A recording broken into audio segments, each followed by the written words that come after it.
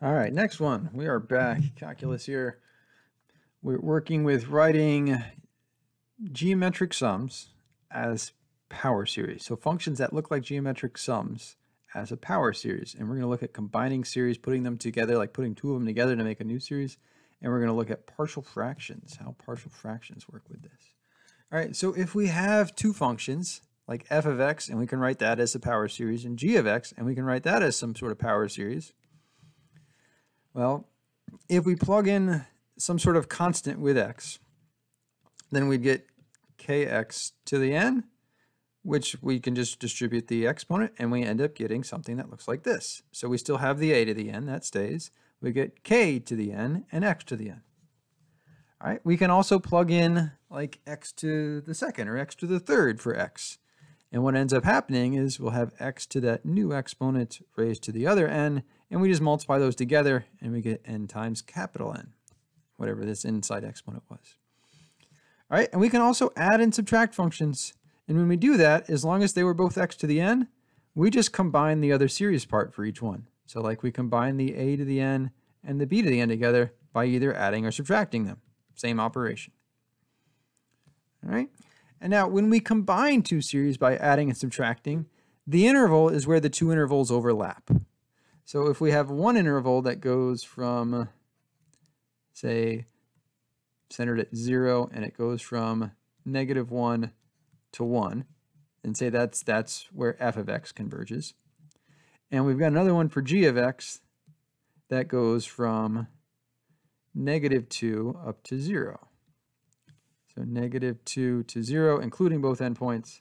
So here's -2, 0 would be right there. And we make a new series by combining both of them. And we ask, where is it going to converge? Well, it converges wherever they overlap. These two intervals need to overlap. So they overlap starting at 0 and going to -1, but not including -1. All right, so our f plus or minus g would converge from -1 to 0, right? Because if we plugged in something up here, g would diverge, right? If we plugged in something down here, g converges, but f's going to diverge. So if either one of them is going to diverge, then when we're adding them together, it's going to end up diverging, right? So we just want where they overlap, and that can give us our new interval pretty quickly if we want. All right, so now find the power series centered at 0 for this guy. All right, well, we could try and make it look like the geometric series we had up there by saying maybe this is 1 minus x squared, and we can bring the negative to the back to the top, and then this would be 1 minus 3x, but we still have this x up here, which is a problem. So what we can do is we can do partial fractions instead. So we can factor this bottom, and this is x minus 1 times x plus 1. So then we can say it's a over x minus 1 plus b over x plus 1 equals 3x minus 1 over x squared minus 1. So we do our same trick. We end up with, we multiply by our common denominator to clear all denominators. So we get a times this bottom. We get b times that bottom equals just this top over here. All right, now we pick strategic values like 1, and we get 2a equals 3 minus 1 is 2, so a equals 1. That's nice. Pick another strategic value like -1. That's going to go away. We're going to get -2b equals -3 minus 1 more is -4. So divide, we get b equals 2. So we get now that this is really equal to a, which is 1 over x minus 1, plus b, which is 2, over x plus 1. All right, we can take out a negative from here. Actually, we have two choices. We can move to the top, or we can just pull it out and, well, let's take it out and put it to the top. So if we take out a negative and put it to the top, we get -1 over 1 minus x like that. All right, for the other one, let's see, we could say this is 2 over 1 plus x, or 1 minus -x, like that. All right, so now both of these are geometric, so this is my a for the first one. So we get the sum from 0 to infinity of negative 1 times x to the n, plus for this guy, my a here is 2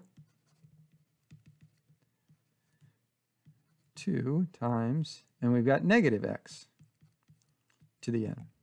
All right, if you want, this guy converges whenever x is less than 1. This guy will also converge whenever x is less than 1. It might be easier to do that now than doing it later.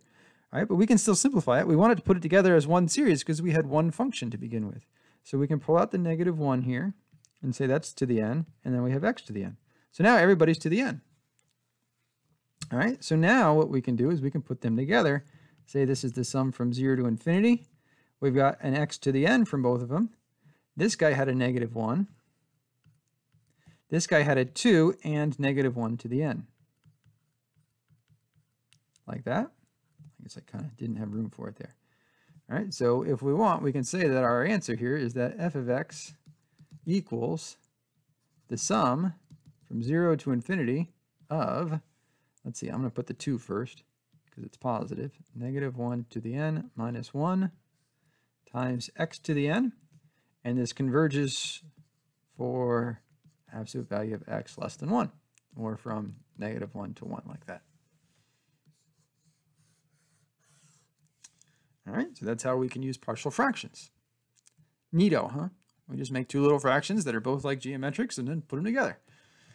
All right, here's another one, a little more difficult here. All right, so again, we want to try and do our trick here to get the bottom separated into two guys that look like geometric series. So we want to try and factor this. So that's going to be 2x, and I'm going to use my cheater factor method, my mistake method. 2 times 2 is 4. Factors of 4 that subtract to make 3 are 4 and 1. And we can factor out the 2 from this, and we're going to get x plus 2 and 2x minus 1 as my two factors. So that's going to equal a over x plus 2 plus b over 2x minus 1. We multiply by our common denominator, and we get that 4x minus 7 equals a times 2x minus 1 plus b times x plus 2. Pick a strategic value like negative 2. We get negative 8 minus 7 is negative 15. Negative 2 is negative 4 minus 1 is negative 5 times a. Looks like a equals 3. Negative 2 would make this 0, by the way. Pick any other value we want. I don't want to plug in 1/2. Well, no, because I'm going to get a fraction over here. Let's try 0. But again, you can plug in anything you want. If you plug in 0, we get negative 7. 0 here, we get negative 1 times a, so that's negative 3. Plug in 0 here, I get 2b. So add the 3. Divide by 2. And there we go. So this is now 3 over, I'm going to write it the other way around, 2 plus x plus negative 2 over 2x minus 1. All right, so if I pull out a negative from this, that'd be negative 2x plus 1. And the negative here would cancel with the negative there. And now I can write that as 1 minus 2x. With this one, I need this 2 to be a 1. So I'm going to divide everywhere by 2. All right.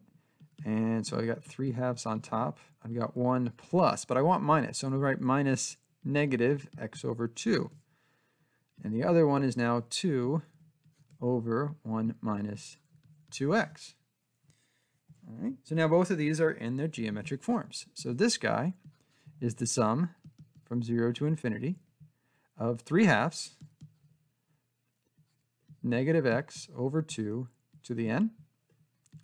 And this guy is the sum from 0 to infinity of 2 times 2x to the n.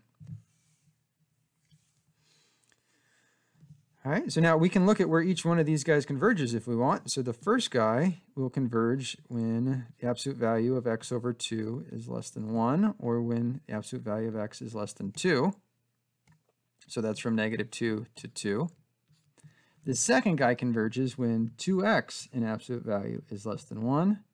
So that would be when the absolute value of x is less than 1/2, or when the absolute, not absolute value anymore, when just x is between 1/2 and negative 1/2. Now, this interval here is completely inside of this interval here. So where they overlap is exactly this guy right here. So this is where it's going to converge right there. Now we want to try and put these two together. That's not always so easy. We want to have both of them have x to the n. So what we're going to do is we're going to bring this n in here to everybody and bring this n in here to everybody. So with this guy, we're going to get the sum from 0 to infinity of 3 over 2, negative 1 to the n, x to the n, and 2 to the n on the bottom. We already have a 2 there, so we can say 2 to the n plus 1. Plus, with this guy, we've got a 2. We've got another 2 to the n, so that's going to be 2 to the n plus 1, and then an x to the n, like that. And there's my insides kind of together. Now I can factor out this x to the n. It's an ugly looking series. So we get 3, negative 1 to the n over 2 to the n plus 1, plus 2 to the n plus 1, times x to the n, like that. And there's our power series. All right, not the prettiest thing, but you know, it works. It's a series, and I mean, it wasn't the prettiest thing to begin with either, was it? All right, so there we go. And that power series converges for those values. All right, so that's how we do this. That's how we make power series from using partial fractions.